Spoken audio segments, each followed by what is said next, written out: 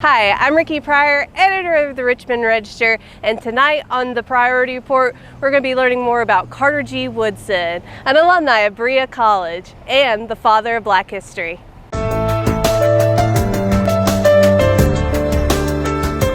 The Pryority Report is brought to you by Cumberland Valley National Bank, trusted for banking, known for caring.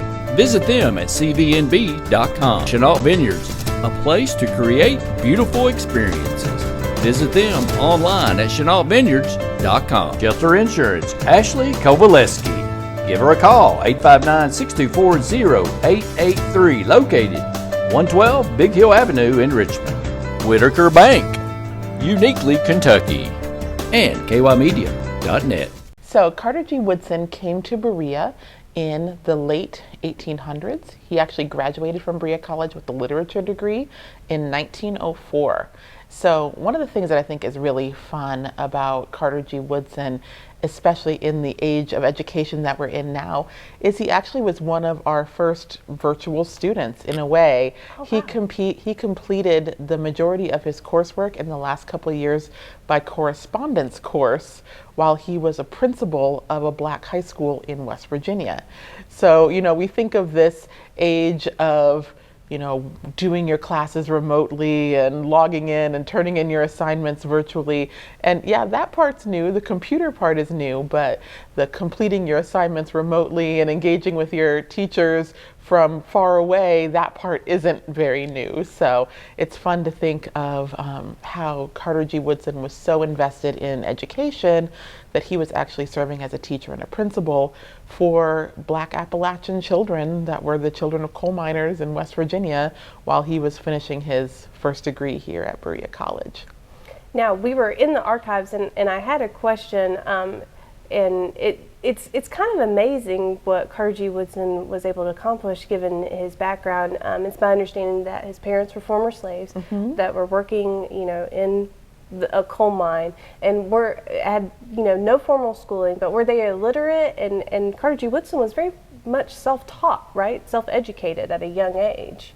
Yeah, we don't really know the degree of literacy that Carter G. Woodson's parents had. Okay. But I can speak to this in terms of general trends of emancipated freed people. That was the highest priority. When we look at the number of Black people that gained literacy within a very short period after enslavement, it is literally the fastest group of people ever to gain literacy in world history that we know of. So this is like a huge, huge moment. And I think a lot of Mary McLeod Bethune, who was one of the early folks involved with the Association for the Study of Negro Life and History, the organization that Carter G. Woodson created. Dr. Bethune was, I think, the third president of the organization. So a woman as the president of this organization very, very early in its lifespan, she taught folks how to read at what is now Bethune-Cookman University, so a historically Black college and university. And that whole process of gaining literacy was immensely important. So whether his parents were formally schooled or not, they would have been a part of this huge community of folks that prioritized education and literacy very quickly after enslavement. Well, Carter G. Woodson, that was his main goal in life, was to be a teacher, and it seemed like there was, he worked in the coal mines, but it was a kind of a struggle to get to actually teaching, and I think he had to teach in the Philippines too. So kind of, what kind of drove him to have this? Is it the background of just being, just one generation removed from being enslaved to having this knowledge and this information? One of the things that I think is really important is, so we think about Carter G. Woodson, of course. We talk about him from Berea because we love that we have that connection to him. But he went on from here to study at the University of Chicago, where he got a second bachelor's degree and his master's degree. And then he went on to become the second person to get a PhD from Harvard, right behind W.E.B. Du Bois. And in good company. in very, very good company. But also, I think very importantly, he's the only one that was the child of formerly enslaved people.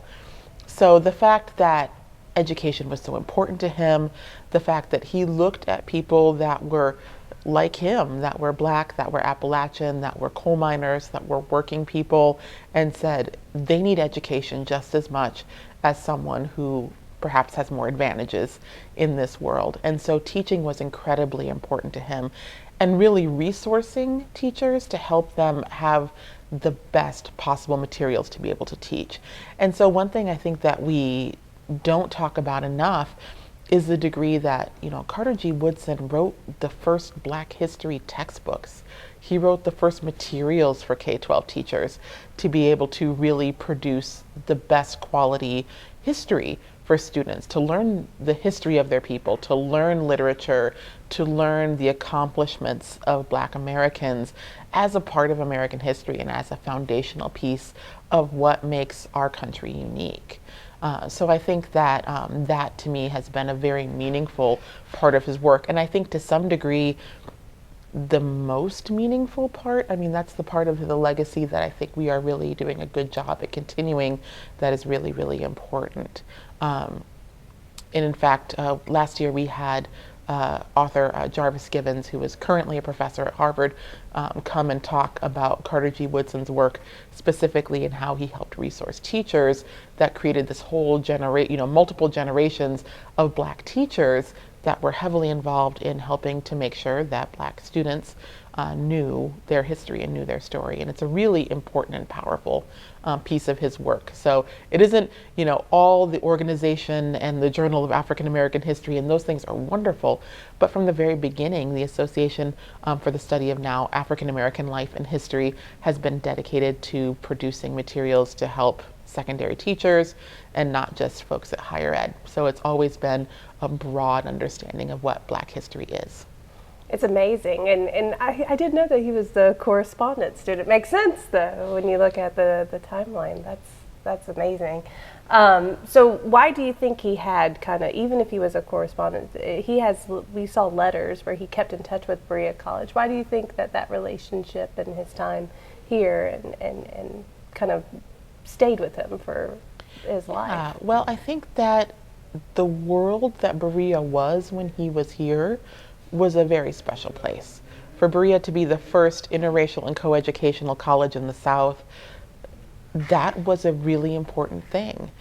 And I think it also led to Dr. Woodson not really ever being able to buy into some of the segregationist impulses that were so prevalent in his time.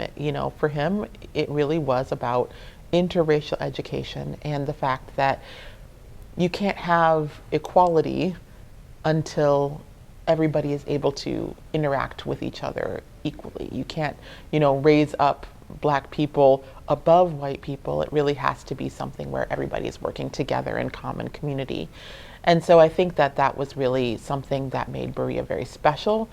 And it was a place where he had an opportunity to also study liberal arts. I talk about this a lot with my students sometimes, because a lot of Black education in the late 19th century, early 20th century was a technical education. Mm-hmm. And there's nothing wrong with that. We think of sort of similar institutions in a way like Tuskegee mm-hmm. in Alabama. You're getting a wonderful skills-based education that prepares you for a job. But what I always tell my students is that one of the beautiful things about the liberal arts is it prepares you for the jobs that we don't know about yet. Mm. We don't know that the jobs that are going to be in 10 years are the same jobs that we have today. And so we can have all kinds of preparation to help you with a career path now, but if we're not helping you learn how to read carefully and how to think critically and how to communicate your ideas clearly, that's the goal of a liberal arts education. And so the fact that Carter G. Woodson was able to come here and, from a working class background, from, perhaps needing some of those additional supports that we provide for students, that gave him an opportunity then to study literature, to study history. We had Black students studying music in the early, years of Berea College when we were integrated. And I think those things are really, really critical to the whole student and not just, preparing you for a career as a bricklayer or a accountant or a bookkeeper, whatever the careers were that they were preparing for in those days, or just preparing to be a teacher, which was a lot of our early students as well. So it was a combination of those technical skills and that broader liberal arts perspective. Why do you think that his vision to have and teach and have a Black History Month and to teach Black history, why do you think that has persisted through, I mean, we're still talking about Carter G. Woodson and what he created and his dream and his goal today, and still putting resources to it and still, shaping and trying to get, that more foundation laid for future generations. Why do you think it has persisted? One, I think that the fact that there is such a rich, robust story for the contributions that African American people have made to this country and to the world, truthfully. While I am a U.S. historian by training, I look at it all in the concept of what we've done globally. It's hard to understand, I think, who we are as a nation if we're just looking in isolation. It's good to look at how we interact with everyone else too, so clarifying point. But I think that his point that there are all these rich contributions, there are all these places that Black people have been a part of our story and a part of the body politic, and as Americans, as a part of this mosaic of the country that we live in. And I think that that was an important piece. I also think the man was incredibly prolific. I mean, when you look at all of the work that he produced in his lifetime, and he died relatively young comparatively, and still left just an absolute indelible mark on the field of Black history in a way that was, of course, very professional, very, very research oriented, very evidence-based, to use kind of one of our modern terms. But I think that that's part of why we remember him still. And the other reason is I think we're still having these same conversations. There's still conversations about, why do we need to study Black history? Why is it important for everybody to know the contributions of Black Americans to our society? And I think that because we're still asking those questions, Woodson's work remains really relevant. And that's just something that I'm excited to see in terms of how it continues into the 21st century. I'm actively involved in the Association for the Study of African American Life and History. I'm on the programming committee actually for next year's conference, but we'll be having, I think, our 108th annual conference in Jacksonville, Florida. Wow. In the fall. And so his work continues with a robust organization, and the amount of prize-winning books in Black history in this last year have been just outstanding. There's been some really amazing work done in that world as well. Absolutely. And like I said, to have a person of that standing attend Berea College, I mean, obviously we have the Carter G. Woodson Center, and I like what you said, he was probably inspired by the integrated education, that the great commitments of Berea College seems to keep furthering out in these spokes into Appalachia and beyond. So it's kind of very nice to have this person of such prestige to be from our community and be from Berea College. I know you guys are proud. Yes, very much so. I will say this. I think one thing that did sort of set him apart from W.E.B. Du Bois in ways that I think Berea may have had something to do with is Du Bois grew up with more connections to white philanthropy. And Carter G. Woodson did not grow up that way. His connections were to working class, working Black Appalachian people. And so being able to be connected to Berea College, being able to connect to the networks of people that were here, that knew of him, that were able to speak on his behalf into those circles where people had money that were willing to donate to the startup of, his organization and the journal and things of that sort. That's actually one other thing. It's not Berea specific, but I think it's amazing. Carter G. Woodson self-funded the publication of the journal for like a long time. Wow. Because it was so important to him that that work get out into the world, it really kind of was his life. He never married, never had children, and so there are, familial descendants, but they're his great nieces and nephews, not, his children. And so to many people, he said, this work is my legacy. It is my family. Like this is what you're going to get from me, is this robust work. And, today I think sometimes we make that choice less and less. More of us try to have all of the things. We try to have the family and the career. And I think that for him, the work was so important that was his pretty much sole priority. And so I think Berea possibly played a role in terms of helping him to reach some of that goal and connecting him to like-minded individuals that could help him, meet that.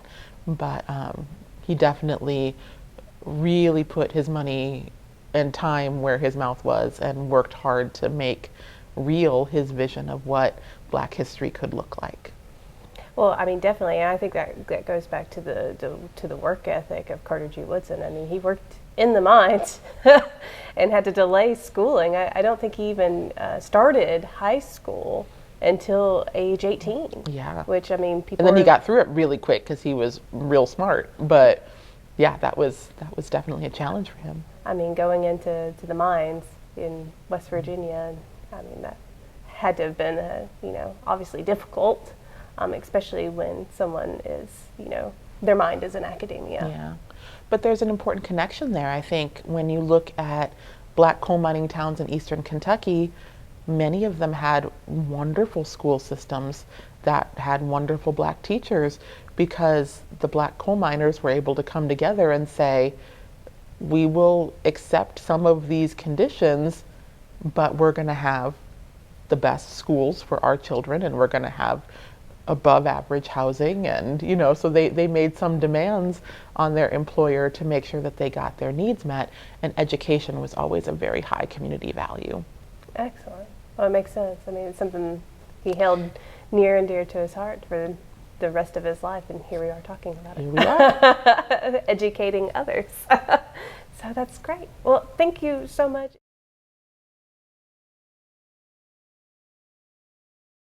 Thank you so much for watching tonight's Pryority Report. Join me next week when I tell you more news you need to know about.